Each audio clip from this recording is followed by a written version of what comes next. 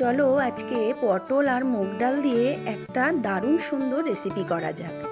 প্রথমে এখানে মুগ ডালটা আমি একটু শুকনো খোলায় ভেজে নেব, নিয়ে ভালো করে ধুয়ে এটা সেদ্ধ বসাতে দেব।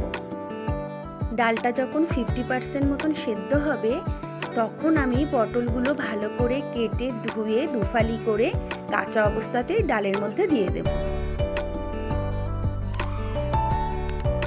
পটলগুলো প্রায় সেদ্ধ হয়ে এসেছে, এবার আমি দিয়ে দেব পরিমাণ মতো নুন আর দুটো চেরা কাঁচা লঙ্কা দিয়ে ভালো করে মিশিয়ে আমি এখানে জল দিয়ে দেব।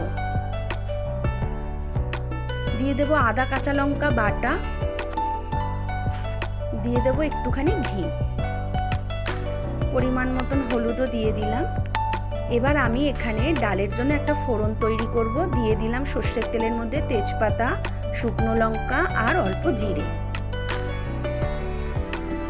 এটা আমি ডালের মধ্যে ঢেলে দিলাম। আবার একটা আমি তরকার মতন দেব, এখানে দিয়ে দিলাম ঘি আর বেশ খানিকটা জিরা।